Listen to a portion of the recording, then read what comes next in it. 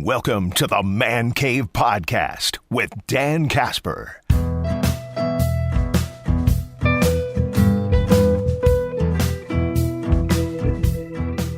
What's going on, everybody? Welcome to this episode of the Man Cave Podcast, brought to you by Hy-Vee and Toyson Ford. Also, shout out to Resonance Branding Company, the official swag provider of the Man Cave Podcast. Dan here with you, Dan Casper here with you as always, and we're going to cover a bunch of stuff here. We've got some Badger chats with RJ Cardinal coming up here at the back end of this podcast. Going to be hitting up a bunch of different sports over there.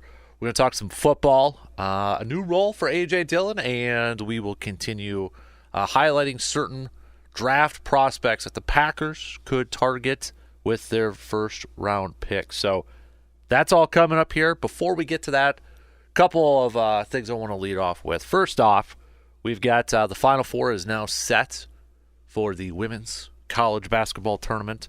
Iowa getting a victory over LSU in the rematch from the national championship last year.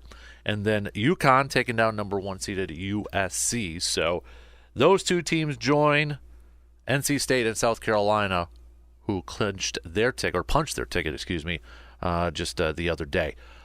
I think, in my opinion, when I look at both the men's and the women's Final Four, to me, again, it's my opinion, the women's Final Four looks more intriguing, is more exciting. I like the matchups here. Now, South Carolina, I'm going to pick over NC State. South Carolina, the job that Dawn Staley has done with that program, another dominant team this year, they're going to go to the national championship. And then you've got a really, really, really fun matchup with Iowa and Caitlin, UConn and Paige over there. I mean, those two. I mean, Caitlin's going to be the first overall pick in the WNBA draft this year. Paige's probably going to be the first overall pick or a very high pick in the following year. You can see those two matching up for years to come. And we're going to get a glimpse of this in the Final Four matchup. We'll see it in the WNBA. That's a fun matchup. And whoever wins that one going up against South Carolina is going to be a really fun matchup.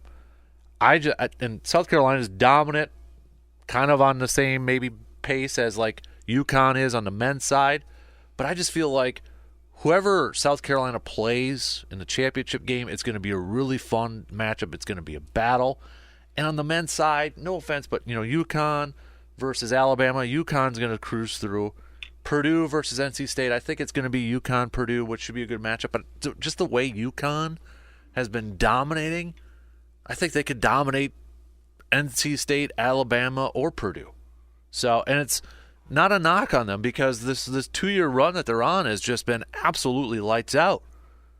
But just from a fan standpoint, looking at the matchups, I think the women's Final Four is more exciting and has better matchups and is more intriguing than the men's right now. So, and then quickly, baseball. We've got Brewers taking on the Minnesota Twinnies for their home opener today.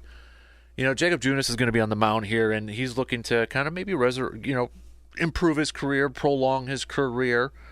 Then you got Joe Ross tomorrow, who's looking to resurrect his career. And I was thinking about this during the radio show, and we talk about like key players to help propel the Brewers to getting back to the postseason and such, or Pat Murphy. What about Chris Hook, the pitching coach for the Brewers? Look at the job, look at the resume he has done since he's been with the Brewers. Corbin Burns, Brandon Woodruff, Freddie Peralta, even helped resurrect Wade Miley. And maybe he's kind of the unknown wild card key figure in this whole thing for the Brewers to get back to the postseason and to win their division again. Because look at what's one of the biggest concerns we have with this team. When we were looking at this before the season started, what was one of the biggest concerns? Starting pitching. Freddie Peralta, outside of him, it was like, okay, is Wade Miley going to stay healthy? What are you going to get from Colin Ray? DL Hall is young and unproven yet. And then you got, Joe Ross and Jacob Junis and such. We didn't know. Maybe that wild card, maybe that key is Chris Hook, the pitching coach, who has done a fantastic job since he's been the pitching coach with the Brewers. He's going to be instrumental in the development of DL Hall. Can he get Jacob Junis back, or even improve his game even though he's in his 30s? Can he help resurrect Joe Ross's career? So I think you can make the case, and I'll make the case, that Chris Hook is one of the biggest keys to the Brewers' success this year. It's one of the biggest wild cards to the Brewers' success this year. If he can get the most out of this starting rotation, and even the bullpen, because remember, Devin Williams is going to be out for a little bit yet. If he can get this pitching rotation, this pitching group together and playing lights out and pitching lights out, Brewers got a really good shot at getting back to the postseason. So I think that kind of flew under the radar a little bit. We take it for granted how good of a job Chris Hook has done for this Brewers team. And his coaching ability is really going to be put to the test this year with this pitching group. And if he can get them all on the same page, man, Brewers give him a big pay raise so he never goes anywhere as a manager or pitching coach elsewhere. And when you go back to when the Brewers were looking for a new manager and Pat Murphy was hired, what did we hear? A lot of the players said, is Chris Hook coming back? They respect him because of the job he has done and the success that he has had of being a pitching coach. A lot of those guys owe their career to Chris Hook. So I think I think Chris Hook, pitching coach, is going to be a very instrumental key to the Brewers getting back to the postseason this year if he can get that pitching staff just cooking. All right, let's transition now to a little football talk. Is out of that same look. And there's a really good write-up from the Washington Post back in January, Sam Fortier, talking about how the 49ers use Juszczyk as the fullback and in ways that don't show up in the stat sheet. There's a couple nuggets, and I posted up on my Twitter last night if you want to read the whole thing.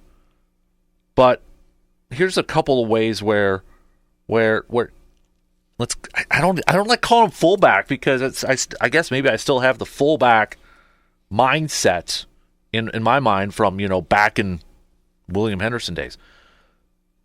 But this was from a little bit of from that article on the Washington Post. One of Shanahan's edges is personnel.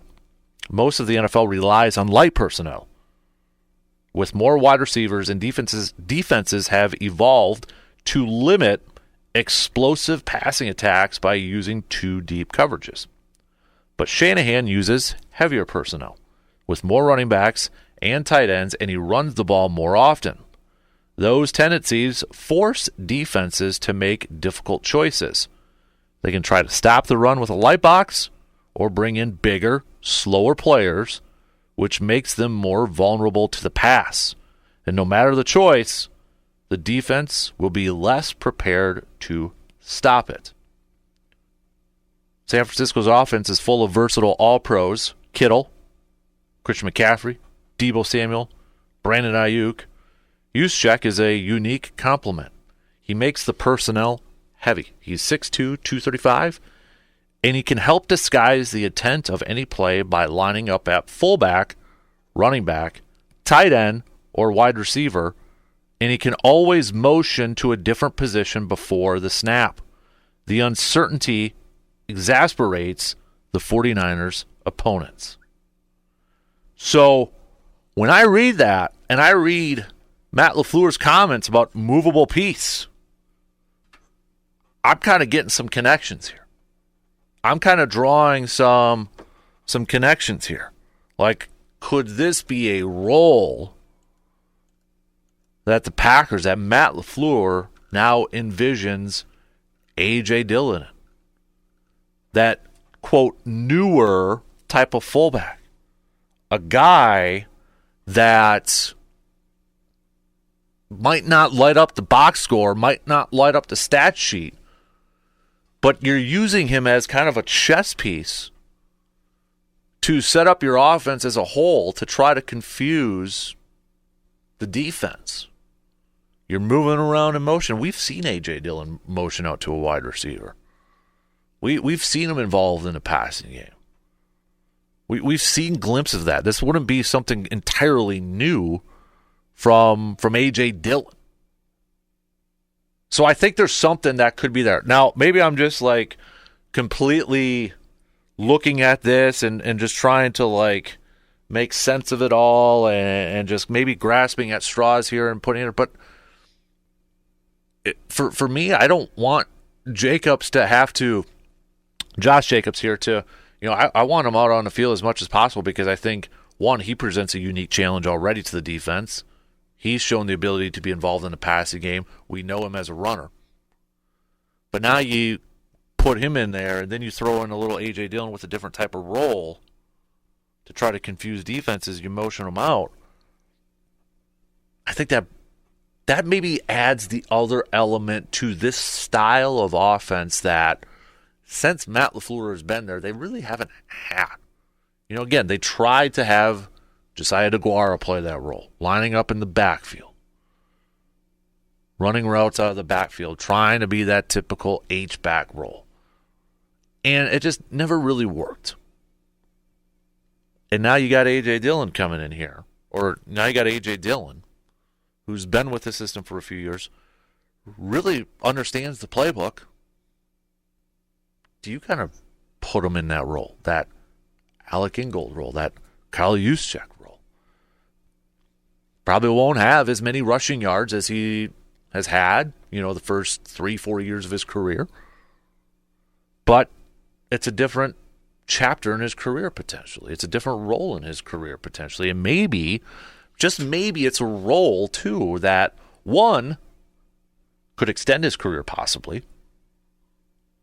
At this point, if we believe the rumors, Dallas was interested in him. Giants were potentially interested in him. But let's be real, probably on a one-year deal for, $1 million, couple million, and then you're kind of jumping place to place after that. That's the life of a running back after a few years. You develop into a role like this, one, it could lead to a nicer payday. I mean, Juszczyk and Alec Ingold signed some nice contracts a couple years ago. Juszczyk's 32. Maybe that just prolongs the career a little bit more, too. Where you're not just the quote-unquote running back and you turn around and hand the ball off to him. So that's something, when we look at this offense and we talk about how this offense, like, oh, yeah, these young wide receivers, especially the rookies last year, they took a nice jump in that second half. You had Jordan Love on there. We got Jacobs. You're talking the tight ends, for crying out loud. There's a lot to like. So what's the new wrinkle? What's the new thing they can maybe add to this offense? Well, maybe it's something that they've been missing the last couple of years. If we're using that Shanahan style of offense as the comparison, as the gauge, and it's kind of been that fullback type of role. I don't know if that's going to be the plan, but I think that's a plan that is worth exploring at this point. I think it's a plan that's got some intrigue to it. And I'm all about, if you're an offense, you're a play caller, I'm all about trying to confuse the heck out of defenses. Trying to find an edge, trying to be more creative. Because I feel like every year, every couple of years, if you're a play caller, you're an offensive play caller, you've got to come with some new stuff every year to keep defenses guessing. You can't be stagnant. You can't just same playbook, same stuff year in and year out, and then you allow defenses to catch up with you, and then you're just treading water to try to keep your head above it. I kind of like this idea. I think it's a role AJ could potentially excel in. Again, it's not, and I think the other part in that too, which was key, was when Matt LaFleur talked about AJ's pass protection, how it was his best one. All right, blocking. We know he can run routes. We've seen him motion before. There's a lot of connecting the dots there, and I think it leads us to a new role for A.J. Dillon, a role that I think he can perform at well, and this team and this offense can be successful at. Let's take a quick break. We'll have some more Packers talk coming up after these few words.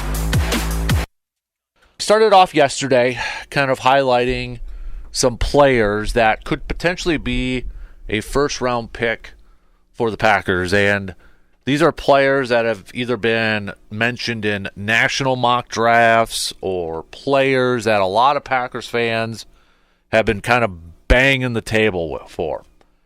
And the next, we're going to do one. So we're going to do like one or two every day.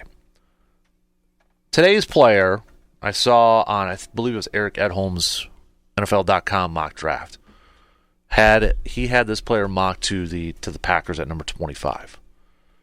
Amarius Mims, the massive offensive tackle from Georgia. 6'8", 340 pounds. I mean, Green Bay's kind of dipped their toes into the Georgia well the last couple of years here too. Defensively, Eric Stokes, Quay Walker, Devontae Wyatt. But, I mean, Mims here, as we said, is just huge. We talk about the Packers and their love of offensive linemen who bring a little versatility.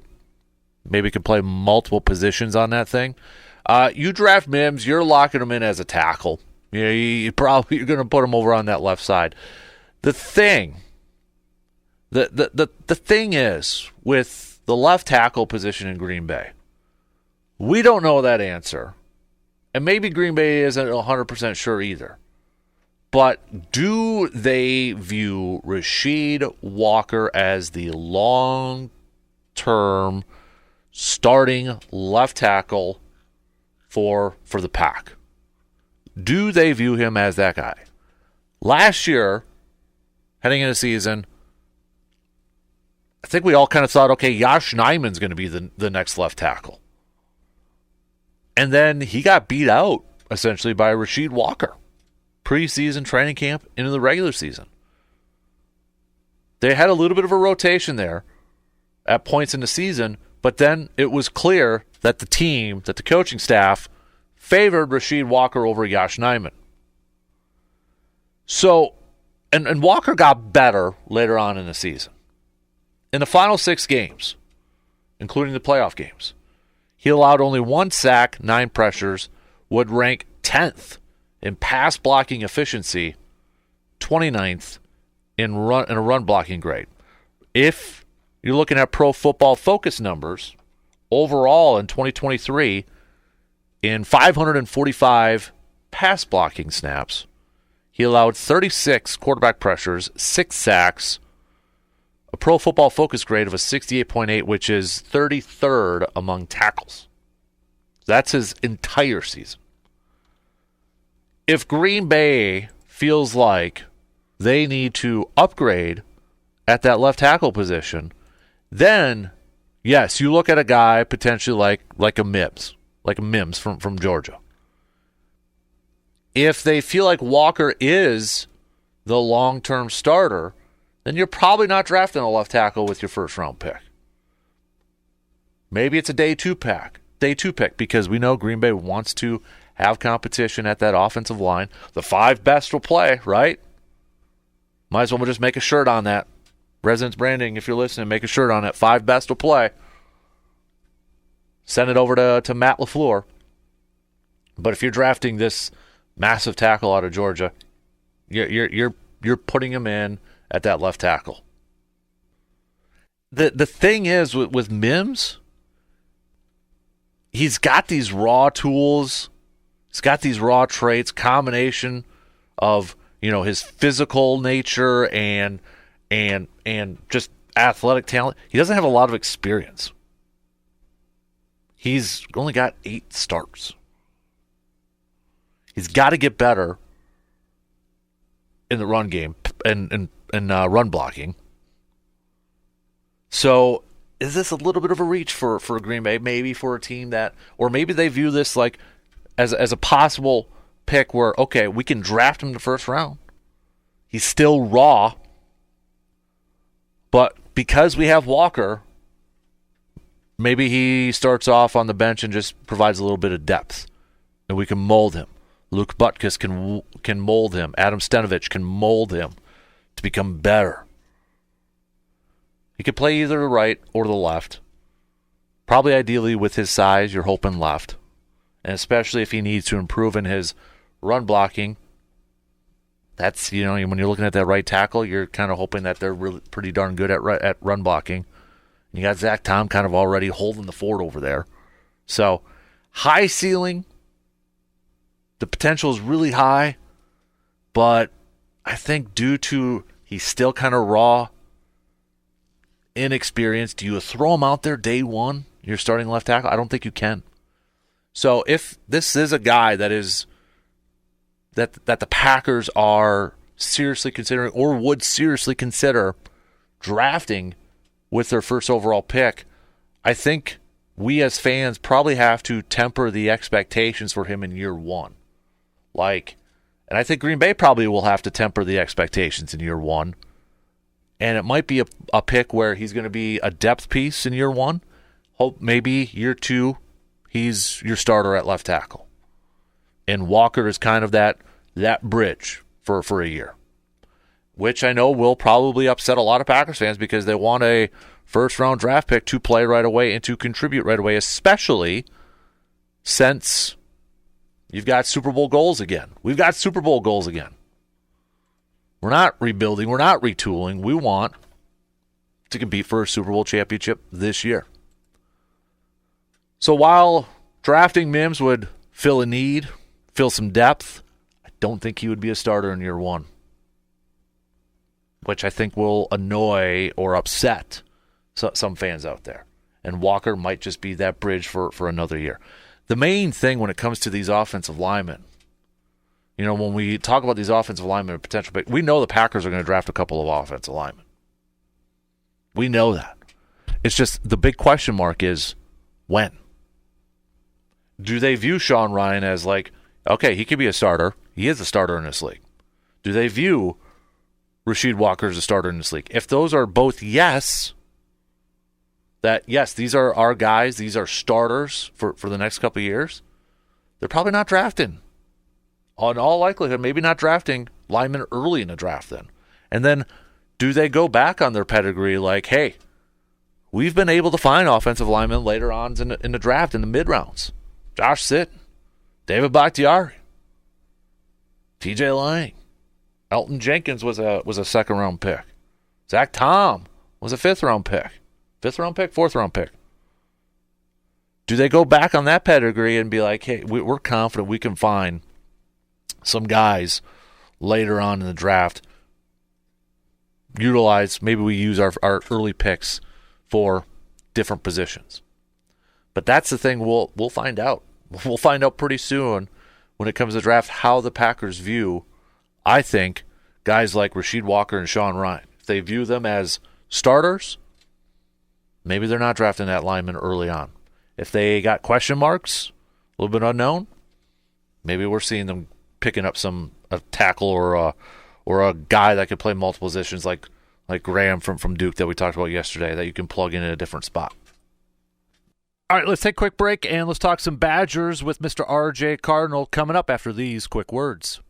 Perks. I love perks. You love perks. We all love perks. And one of the best perks you can find in the Chippewa Valley is Hy-Vee Perks. Hy-Vee Perks is a free and easy program for Hy-Vee shoppers. Access exclusive perks prices, earn discounts on gas when you purchase designated products at Hy-Vee, and save more with exclusive deals, offers, and rewards. The best part, it's free to join. Not a part of Hy-Vee Perks yet? No worries. Just stop by Hy-Vee in Eau Claire to sign up. Start taking advantage of the best shopping deals in the Chippewa Valley right now with Hy-Vee and Hy-Vee Perks. Toyson Ford is your go-to destination for quality vehicles and exceptional service. At Toyson Ford, they have a vast selection of new and used cars, trucks, and SUVs to fit your lifestyle and budget. Their dedicated team is there to make your car buying experience a breeze. They offer financing options that suit your needs and a service center that keeps your vehicle running smoothly. Come on down to Toyson Ford and test drive your dream car today. They're located at 1000 Chippewa Crossing Boulevard in Chippewa Falls. Toyson Ford, where your road to excellence begins. We've got a lot of stuff to catch up on in the Wisconsin Badger world. Perfect time to bring in our dude, Mr. RJ Cardinal, this morning. RJ, let's start off with the Badger women's basketball team. Last night, I know they were favored heading into that game against St. Louis, but ultimately falling 65-60 in the Great Eight, and it was the NIT. But RJ, is is there anything that, maybe the team itself can take away from this run, or maybe fans, because this has probably been a program I think a lot of people have been waiting or wanting to see get really successful? Is there anything they can take away from this season and build upon for next year or the next couple of years that, hey, maybe we're talking about NCAA tournament appearances? I don't know where we are in that sense yet, but the fact that they had a nice little run here, and really, the only way I think they lost was because on their first possession of the game, you lose your leading scorer, and you still only lost by 5. But overall, I'm not sure where exactly this puts you in terms of being competitive even in the Big Ten, as well as moving the program forward. It helps out a lot, because before this, you wouldn't have had an opportunity to continue playing basketball. So absolutely participating in the women's NIT helps out in that sense.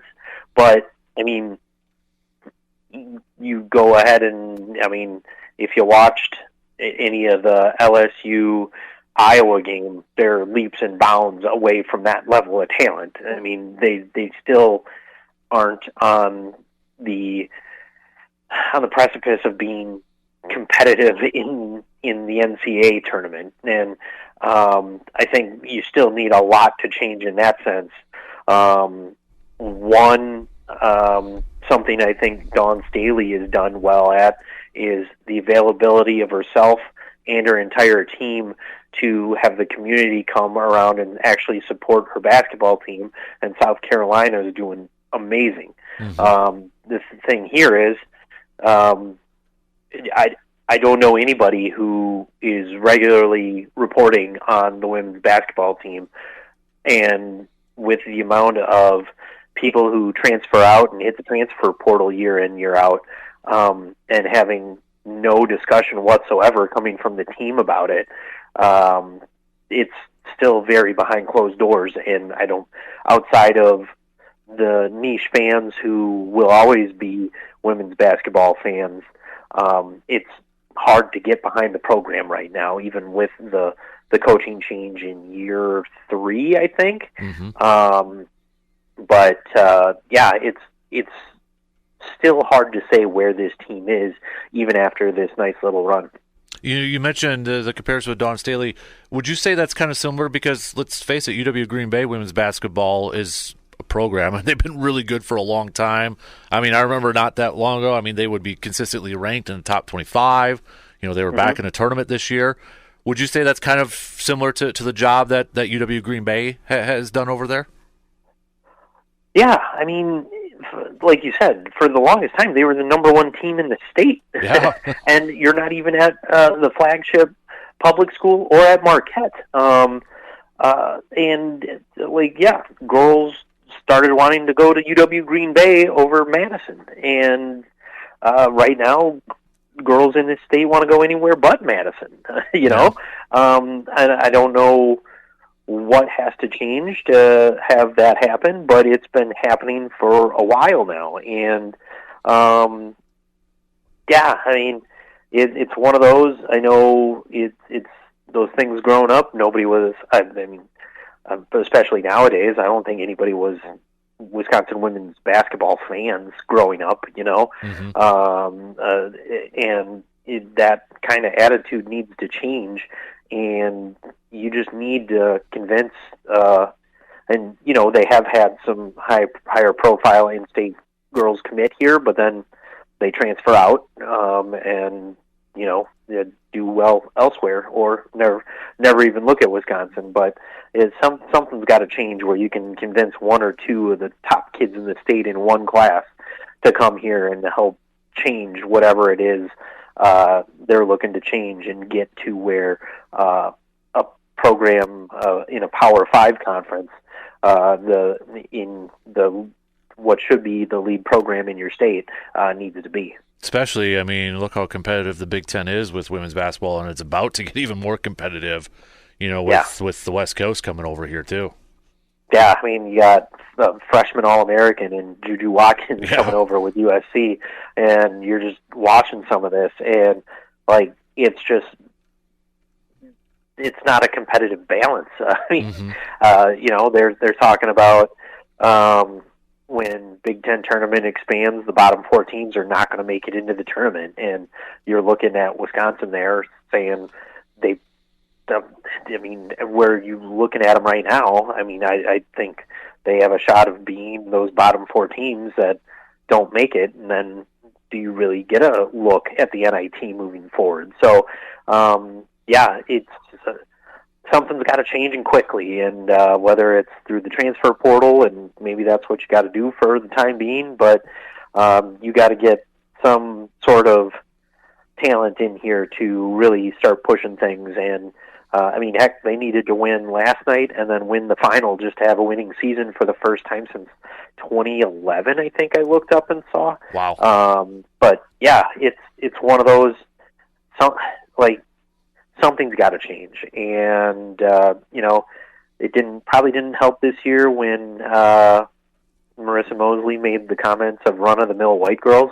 Yeah. It's not the greatest comment to make in the state of Wisconsin, and it's a broad generalization here, but a vast majority of the state is white people. Mm-hmm. So, I mean, you're not really making yourself the best person to go play for right now. But yeah, a lot of the things need to change in order to kind of get the ball rolling in the right direction. And I think this little run in the NIT maybe helped that. But then you got to commit to a lot of things in the off season here and keep people in the program, as well as build on and bring in new people that can help push you forward. Mm-hmm. RJ, staying with basketball, but on the men's side, kind of a whirlwind week and some change. So AJ Storr declared for the draft, but kept his college eligibility, and then day or two later, he enters the transfer portal. And there was, before that came out, when I was reading his statement, it really seemed like it was a goodbye to Wisconsin, even if he decided to take his name out of the NBA draft, and lo and behold, it sure looks like it. So, I mean, what's kind of been the talk like in Madison surrounding this AJ Storr, who's I don't fault him exploring his draft and kind of getting some feedback on that, but now entering the transfer portal, and I know last week we had talked and you had heard some rumors about maybe Illinois or whoever was interested in him. But what's kind of been the talk like in this last week about the AJ Storr news? It's really along the lines of, we're not expecting him back. Apparently his family didn't like the fact he got benched when he wasn't playing well. It just a whole bunch of things that are all come together here where it was, like we talked last week, apparently Illinois is out there. Kansas is out there, and a few SEC schools reached out to him as well, and that was all before he went into the portal. So, what are we doing here? But and to a T, when people are saying things, he's letting them know his goal is the NBA. He's not, and he has to keep his options open because, quite frankly, Wisconsin can't wait for him to. I forget when I think the deadline's sometime in May. And it's not like Wisconsin can wait on him to pull his name out and he's coming back. So he's leaving all of his options open. Just because he's in the portal doesn't mean he's leaving Wisconsin, but I'd lean more towards that he will not be a Badger next year. And I guess in this sense now you can operate and the team can operate as if he will not be here next year until he lets them know, yes, I'm coming back. And like you said, that statement really made it seem like he will not be back at UW next year, and that's, I think, what everybody around here is running off of, saying we will need a new player to replace him next year. So does that still, while he's going through this process and, entering a transfer portal, Does that still kind of hold up Wisconsin from offering maybe a scholarship to another player until that becomes officially official that he's no longer in Wisconsin, or can they still go about their business? They can go about their business right now because, I mean, worst comes to worst, they can say, hey, we've moved on. We can't really wait this much longer. We're a program that needs to get the kids in now rather than wait until right up in the deadline. So it should be something he understands, and who knows, maybe they had a talk and encouraged him to enter the transfer portal as well. It could be some stuff as simple as that, but for the most part, it's one of those. I really think his goal is the NBA this year, but if the family stuff is true, that they didn't really like him being benched when he wasn't playing well, that probably could have a factor into it as well. RJ Cardinal, our Badger analyst, joining us here this morning. Switching over to the men's hockey team, I mean, what a battle in the first round, falling in overtime. And while I know it's kind of a disappointing ending, and we've talked about the job Mike Hastings has done and this team has done, like I felt on Monday morning, yesterday morning, I was like, yeah, that was kind of a downer. But at the same time, when you look at the broad scheme of things in the overall season, it's hard to be really down because, as you've mentioned many times, there really wasn't any expectations, didn't know what to expect. They by far blew out the expectations this year.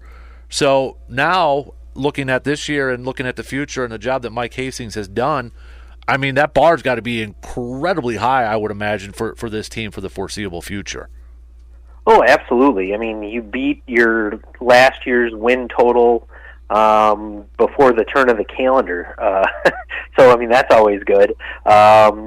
You made the NCAA tournament when you had 23 wins in total the past two seasons.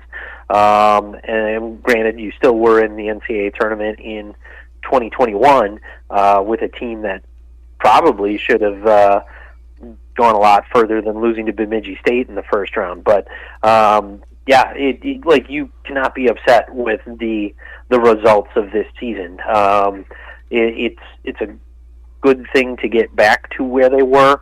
Some of the guys, the talent came in. He brought in some talent.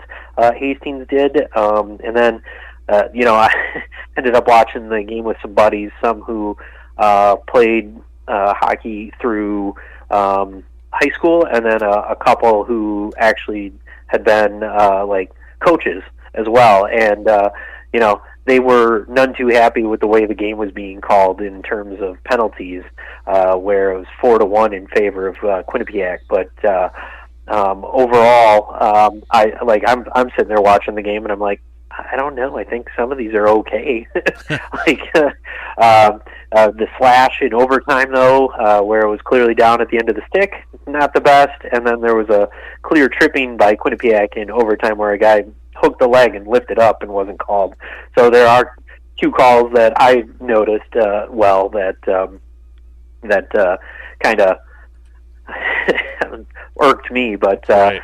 I'll defer to the guys who actually played and coached, and they had their 1-3-1 defense that was explained to me as a pretty elementary scheme, but hey, it works. Mm-hmm. And if you don't get quick and out on that, they can force you into some turnovers and things like that, and that's how the game played out. And the Badgers just weren't as quick as they could have been with the puck and all that, and the times they were, we saw scoring like right in the start of the second period that got them right back in the game, even though at 1-0 everybody seemed to already hand the game over to Quinnipiac during the first intermission. So outside of the game playing out like it did, like you said, the season had expectations of just having a winning record again. So where you got to where you were on the verge of being regular season Big Ten champs, somehow Ohio State just had your number in the second half of the season, and probably cost you a little bit because you could have been in a different region and maybe gotten a win, because quite frankly, the region the Badgers were placed in was probably, I think we talked about it last week, in terms of using World Cup terms, it was the group of death. Yeah, no doubt. Hey, RJ, to kind of wrap things up here too, I know, football-wise, spring ball and all that, and I know Wisconsin, they announced, was it late last week, a home and away with Cal. I don't know if Aaron Rodgers is going to be in town to do coin flips when that gets in town for 2020. The big old ACC Big Ten battle. Yeah, right. God, that's weird. So spring ball and such, but when we get to that, and I know we've had some stuff out there already. What are some of the position battles, or what are you kind of watching for during spring ball for this Badger football team? Well, I mean, definitely QB. We'll see what we have there. I see where running back fleshes out. I think one of the guys is in early. Other than that, I don't know who's all going to be ready to play in the spring. And then really just that defensive side of the ball, see how things flesh out over there, because it could have been a lot better last year. So really, trenches to the back end of that defense.